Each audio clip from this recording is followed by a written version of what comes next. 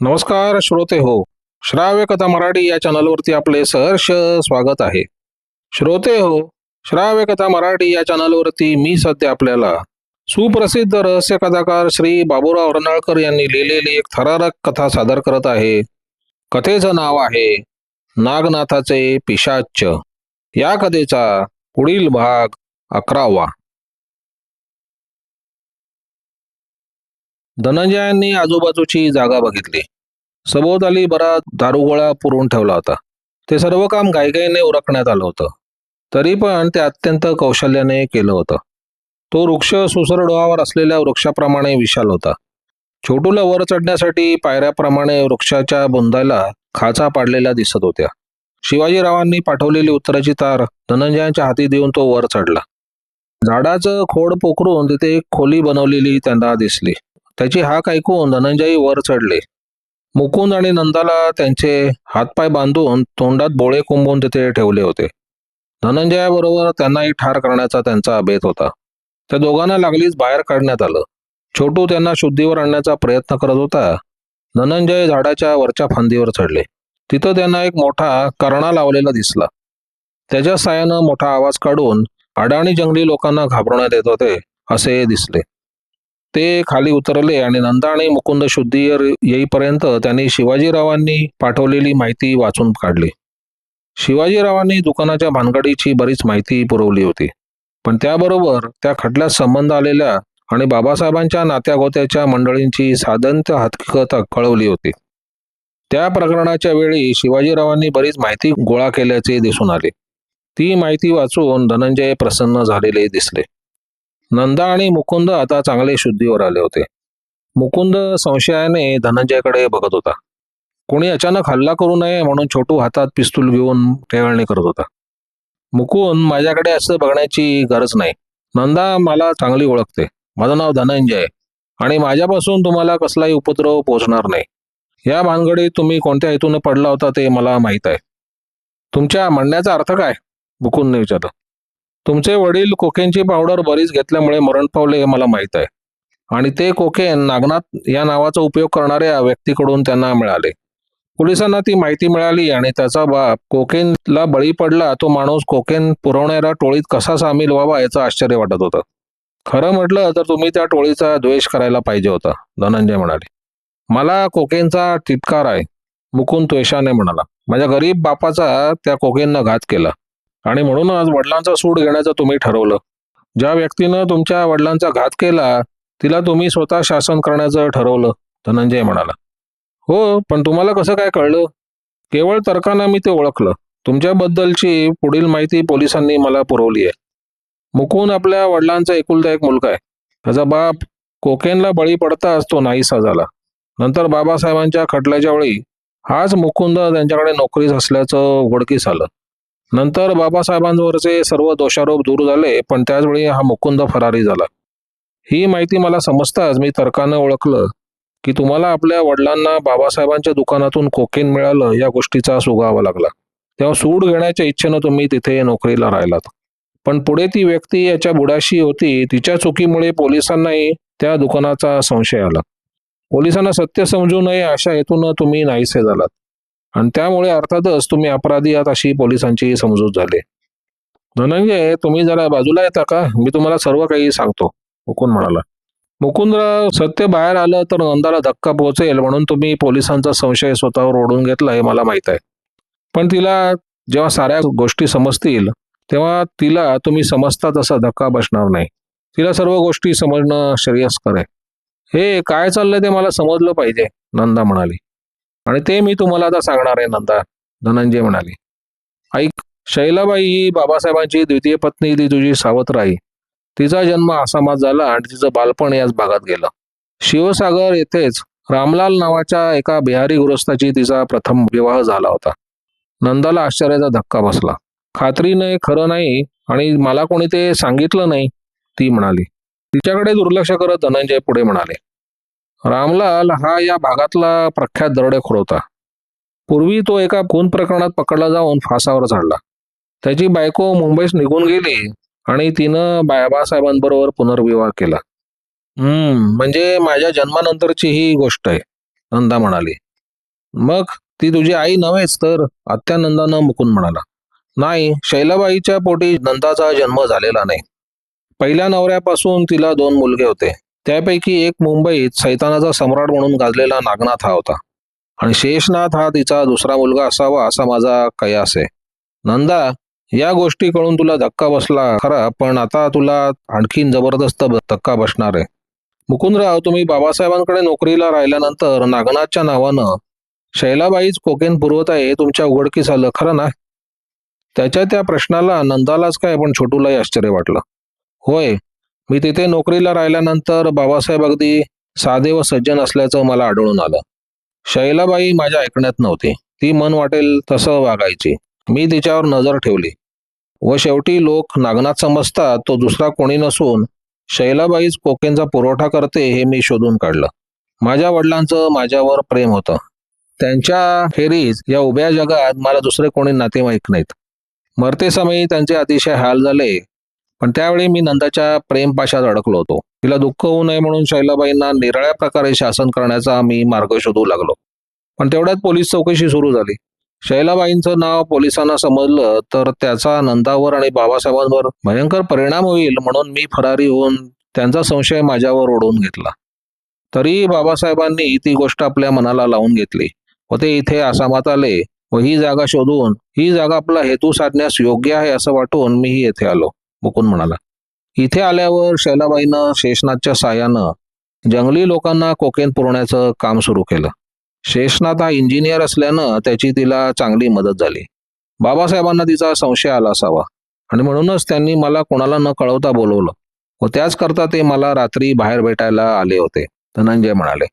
बाबासाहेबांचं ते पत्र मला अर्धवट वाचायला मिळालं, पण त्यावरून आपल्या घरातील कोणीतरी माणसाचा संशय आला होता हे मी ओळखलं आणि तेव्हाच शैलाबाईचा मला संशय आला आणि तिनं गुंगीचं औषध घेतलं होतं त्यामुळे तो संशय दृढ झाला. पण बाबासाहेब व नंदा बाहेर गेल्याचे आपल्याला समजले नाही असे भासवण्याकरता तिला कोकेन घेण्याची काय जरूर होती? छोटूनं विचारलं. बाबासाहेबांची जिथे झटापट झाली त्या ठिकाणी ती स्वतः हजर असावी. आपण बाहेर गेलो होतो हे कोणाला समजू नये या हेतूनं तिनं कोकेन घेतलं असावं. बाबासाहेब व नंदा नाहीशी झाली असता शैलाबाईनं घर सोडून रात्रीचं शिवसागरला निघून जाणं मला संशयास्पद वाटलं होतं. बरं मुकुंदराव, तुम्हा दोघांना आता मी बाबासाहेबांच्या घरी पोहोचवतो. तुम्ही नंदाची नीट काळजी घ्या, कारण या गोष्टीचा तिच्या मनावर परिणाम झालाय. आणि तुम्ही? मला बरीच कामं उरकायची आहेत, धनंजय म्हणाले. शैलाबाईच्या रूपानं जगाला त्रस्त करणारं नागनाथाचं पिशाच्च मला या आसामच्या जंगलात कायमचं गाडायचं आहे. त्याच रात्री अनेक माणसं चोरट्या पावलानं झोडपाच्या आडून जाऊन सुसरडोहाला वेढा घालून बसली होती. त्याचं नेतृत्व धनंजयांकडे होतं आणि काय करायचं याबद्दल सूचना दिल्या होत्या. चंद्राचा अस्त होऊन काळोख पडल्यानंतर त्यांच्या हालचालीला सुरुवात झाली. धनंजयांची असामान्य कर्तृत्व शक्ती पाहून केशवचंद्रांनीही त्यांच्या आज्ञा पाळण्याचं ठरवलं होतं. केशवचंद्रांनी दासबाबूकडे व टोकोकडे माणसं पाठवली होती. त्यांनी संबंध दिवस भोगो व त्याचे लोक जलदेवाला भेट देण्यासाठी योग्य अशा नाना प्रकारच्या वस्तू जमा करत आहेत अशी बातमी आणली. त्यासाठी आजूबाजूच्या प्रदेशात शिरून भोगोच्या लोकांनी लुटालूट करण्यास कमी केले नव्हते. धनंजय आणि त्यांच्याबरोबरची मंडळी दबा धरून बराच वेळ झाला तरी काही हालचाल दिसेना. खुद्द धनंजयांनी ही आपली मेहनत फुकट जाते की काय असं वाटू लागलं. तोच पावलांचा आवाज ऐकून ते सर्व सावध झाले.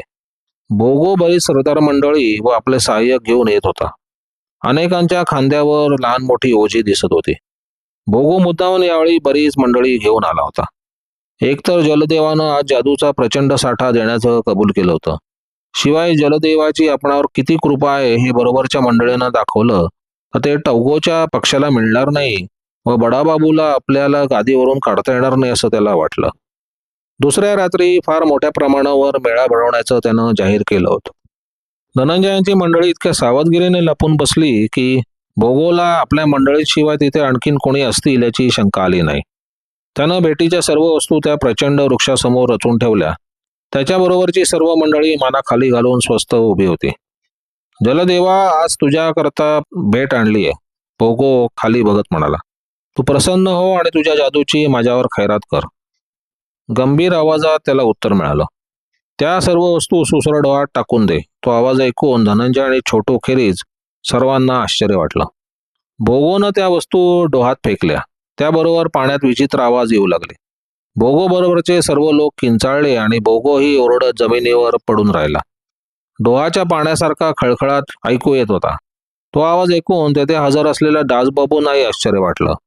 जंगली लोक त्या डोहात जलदेवाला भेटी दाखल आपल्या वस्तू फेकतात हे त्यांना समजताच त्यांनी पाणबुड्या लोकांना त्या डोहात उतरवलं होतं आणि त्यांनाही पाण्याचा तळ गाठता येत नाही इतका तो डोह खोल असल्याचं त्यांनी सांगितलं होतं. त्यात पडलेली वस्तू कोणालाही परत मिळणं शक्य नव्हतं. खळखळ करीत पाण्याच्या पृष्ठभागावर बऱ्याच वस्तू दिसू लागल्या. तो अद्भुत चमत्कार बघून तेथील लोक थरथरा कापत होते. त्या वस्तू सारख्या वर येत होत्या. त्या बऱ्याच वर आलेल्या दिसत्यात. धनंजयांनी आपल्या टॉर्चचा प्रकाश त्यावर सोडला. त्याबरोबर बाकीच्या सर्वांनी आपला टॉर्च पेटवला. त्यामुळे सर्व सूर्यप्रकाशासारखा प्रकाश पडला आणि चारी बाजूंनी हत्यारबंद पोलिसांनी घेरा दिला. एक हृदयभेदक किंकाळी ऐकू आली. 2 माणसं झाडाच्या बुंद्याखाली उभी असलेली सर्वांना दिसली. त्यापैकी एक शेषनाग असून दुसरी स्त्री असून तिने पदराखाली आपलं तोंड लपवलं होतं. पकडा त्यांना, धनंजय ओरडले आणि ते स्वतः पुढे झाले. शेषनाथनं पिस्तूल काढलं, पण ते झाडण्यापूर्वी छोटूनं त्याचा हात आपल्या पिस्तुलानं जायबंदी केल्यानं तो किंचाळत खाली बसला. ती स्त्री सुसर डोहाकडे धावत सुटली. धनंजयाने तिला अडवण्याचा प्रयत्न करण्यापूर्वी तिनं त्या खोल डोहात धाडकन उडी घेतली. नागनाथच्या पिशाचाचा अखेर असा शेवट झाला, धनंजय म्हणाले. शेषनाथ पोलिसांच्या हाती सापडला होता. त्याच्याकडून धनंजयांना बरीच माहिती मिळाली. असत्य सांगण्यापासून काही लाभ होणार नाही हे त्याला समजून आल्यामुळे त्यानं त्याला ठाऊक असलेल्या सर्व गोष्टी निवेदन केल्या. आपल्या तर्काने तो काय प्रकार असावा हे धनंजयाने शोधून काढले. नागनाथ आणि शेषनाथ हे 2 मुलं होती. लहानपणापासून त्यांना तेथे राहणाऱ्या त्याच्या आत्याचा लोभ असल्यानं ते आत्याच्याच घरी लहानाचे मोठे झाले. शैलाबाईंचे पूर्वज दुसऱ्या बाजीराव पेशव्यांबरोबर दक्षिणेतून येऊन ब्रह्मावर्त येथे स्थायिक झाले. पुढे 1857 सालच्या बंडात पेशव्यांबरोबरच्या मंडळींची वाताहत झाली. शैलाबाईंचे पूर्वज आसामात येऊन स्थायिक झाले. तेथेच त्यांचे लग्न झाले, मुलं झाली. नवरा फाशी गेल्यावर मुलगी आत्याला सोडायला तयार नसल्यानं ती मुंबईस आली. तेथे तिची आणि बाबासाहेबांची गाठ पडली. नंदाला जन्म देताच तिची आई इहलोक सोडून निघून गेली होती. शैलाबाई दिसायला सुंदर होती. आपल्या मुलीच्या संगोपनासाठी घरी बायको माणूस आलेलं बरं म्हणून त्यांनी शैलाबाईंशी लग्न केलं. तिनं आपले पूर्वी लग्न झालं होतं हे त्यांना सांगितलेलं होतं, पण तिला 2 मुले आहेत ही गोष्ट बाबासाहेबांना माहीत नसावी. नंदाला तिनं फारसं प्रेमाने वागवलं नसलं तरी त्यांनी त्याला त्रास पण दिला नाही. आपल्या आईचा स्वभाव थोडा विक्षिप्त आहे असं नंदाला वाटे, पण ती तिची सावत्र आई हे मात्र तिला माहीत नव्हते. बरीच वर्ष त्याची सुखासमाधानात गेली. पुढे नागनाथ मुंबईस आला आणि तो अतिशय बदमाश होता. त्यानं मुंबईत आपला चांगला जम बसवला. तो अनेक प्रकारची बेकायदेशीर कृत्य करू लागला. त्याच्यापेक्षा 1.5-2 वर्षांनी लहान असलेला शेषनाथ स्वभावाने सालस होता. त्यानं इंजिनिअरिंगची परीक्षा देऊन तो आत्या गेली तरी नंतर शिवसागर इथे येऊन स्थायिक राहिला. बदमाश नागनाथ परदेशाहून चोरून कोकेन आणत असे. बाबासाहेबांचा औषधाचा व्यापार मोठ्या प्रमाणावर चालत असे. मुंबईत 2-3 ठिकाणी माल ठेवण्यासाठी त्यांच्या वखारी होत्या. आपल्या आईच्या साहाय्यानं तो भोळ्या बाबासाहेबांचा नकळत कोकेनचा साठा ठेवायला त्यापैकी एका वखारीचा उपयोग करीत असे. पुढे धनंजयांनी शिवाजीरावांच्या साहाय्यानं नागनाथचं कारस्थान उघडकीस आणलं.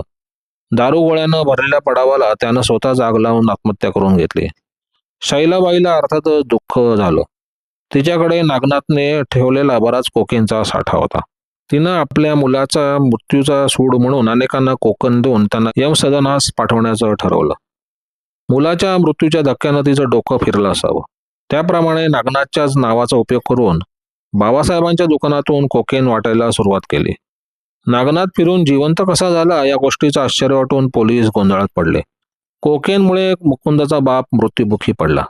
त्यानंतर आणखीन 2 माणसं मरण पावल्यानं पोलिसांना बाबासाहेबांचा संशय आला. पण त्याचवेळी मुकुंद फरारी झाला. बाबासाहेब निर्दोष सुटले व त्यांनी मुंबई सोडण्याचं निश्चित केलं. त्यावेळी सैलाबाईनं युक्तीनं त्यांना आसामचं नाव सुचवलं असावं व तिची युक्ती सफल होऊन बाबासाहेबांनी शिवसागर जवळ जागा विकत घेतली.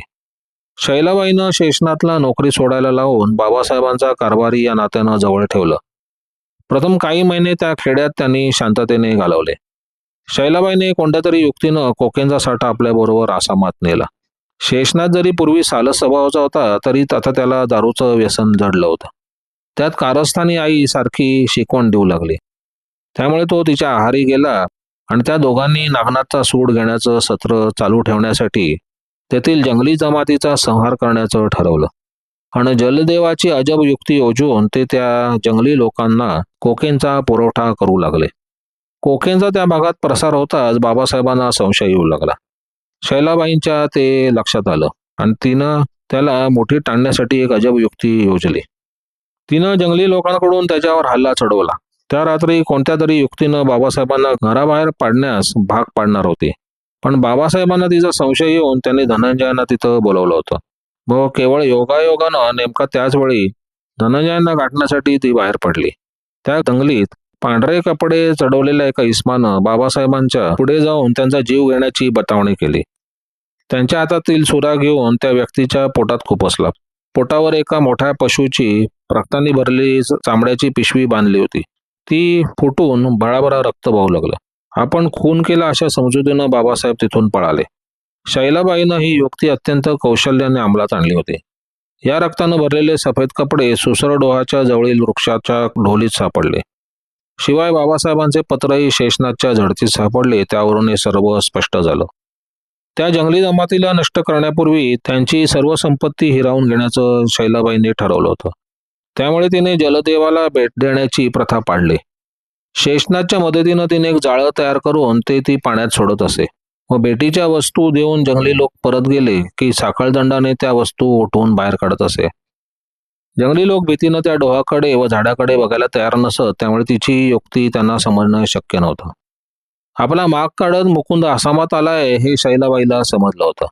मुकुंदानं तिनं कोकेनचा साठा कुठे ठेवलाय हे शोधून काढलं होतं. त्यामुळेच त्यानं खात्री करण्यासाठी नेलेलं थोडंसं कोकेन दामाजीला त्याच्या गुहेत पाहायला मिळालं होतं. शैलाबाई मुकुंदाचा शोध करत होती, पण तो सैतान पाडाच्या गुहेत असल्यानं तिला सापडला नव्हता. जलदेवता म्हणून एक बाई आपल्याला फसवत होती हे भोगोच्या आणि त्यांच्या इतर लोकांच्या प्रत्यक्ष बघायला मिळालं होतं.